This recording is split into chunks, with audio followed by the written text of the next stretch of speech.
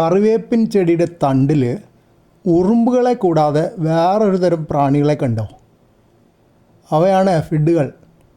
ഉറുമ്പിൻ പശു എന്നും ചിലപ്പോൾ വിളിക്കാറുണ്ട്.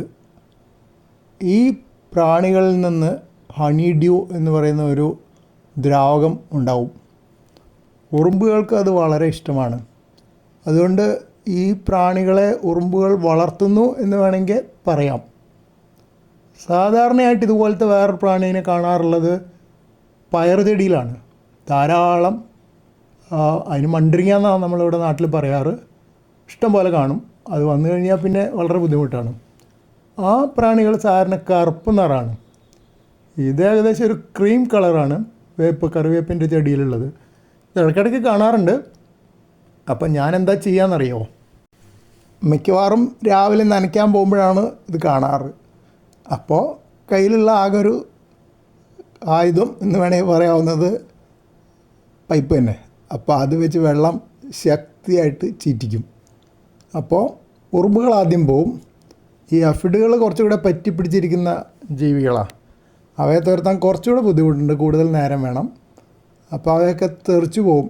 അപ്പോൾ കുറേയൊക്കെ തെറിച്ച് പോയിട്ടുണ്ട്. 1-2 അവിടെ ബാക്കിയുണ്ട്. എന്നാലും ഒരുവിധമൊക്കെ പോയി എന്ന് പറയാം. ഇനി വേണമെങ്കിൽ ഒന്നും കൂടെ ചെയ്യേണ്ടി വരും. ഇതിനൊരു പ്രശ്നം എന്ന് പറഞ്ഞു കഴിഞ്ഞാൽ പിറ്റേ ദിവസം നോക്കിയിട്ടുണ്ടെങ്കിൽ കുറച്ചെണ്ണമൊക്കെ തിരിച്ചു വന്നിട്ടുണ്ടാവും.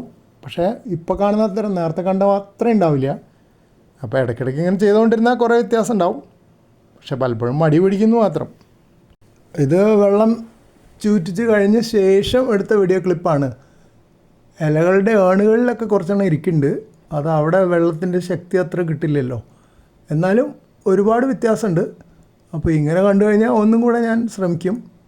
അപ്പോൾ ഒരു 90% പോയി എന്ന് വരും. എന്നാലും അവിടെ ഇവിടെയൊക്കെ ഓരോന്നുണ്ടാവും. ഏകദേശം 10 ദിവസം മുമ്പ് കറിവേപ്പിൻ ചെടിയിൽ ധാരാളം അഫിഡുകൾ, ഉറുമ്പുകൾ കൊണ്ടുവന്നാക്കിയത് കാണിച്ചിരുന്നു.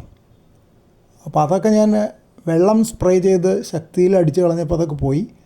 കുറച്ച് കഴിഞ്ഞപ്പോൾ 1-2 ബാക്കിയുണ്ടായിരുന്നു. അത് വീണ്ടും സ്പ്രേ ചെയ്തപ്പോൾ കംപ്ലീറ്റ് പോയി. വീണ്ടും ഉറുമ്പുകൾ തിരിച്ച് വേറെ അഫിഡുകളെ കൊണ്ടുവരുമെന്നൊരു സംശയം ഉണ്ടായിരുന്നു. പക്ഷെ ഇപ്പോൾ ഒരു ഏകദേശം 10 ദിവസമായിട്ട് രണ്ടാമതൊന്നും എത്തിയിട്ടില്ല. ഉറുമ്പുകൾ എത്തിയിട്ടുണ്ട്, പക്ഷേ അഫിഡുകൾ എത്തിയിട്ടില്ല. നേരത്തെ കണ്ട ശിഖരം വേറെയാണ്, ഈ ശിഖരം വേറെയാണ്. അപ്പോൾ ഇതിങ്ങനെ തുടരുകയാണെങ്കിൽ ഒരു സമാധാനമുണ്ട്. പക്ഷേ ദിവസവും നിരീക്ഷിക്കേണ്ടി വരും എപ്പോഴാണ് ഉറുമ്പുകൾ വീണ്ടും അഫിഡുകളെ കൊണ്ടുവരുന്നതെന്ന്. കൊണ്ടുവന്നാൽ ഉടനെ തന്നെ കുറച്ചെണ്ണം ഉള്ളപ്പോൾ തന്നെ വെള്ളം ശക്തിയിൽ ചീറ്റിച്ചിട്ട് കളയേണ്ടി വരും. അല്ലെങ്കിൽ അത് പെട്ടെന്ന് ധാരാളമായിട്ട് പെരുകും.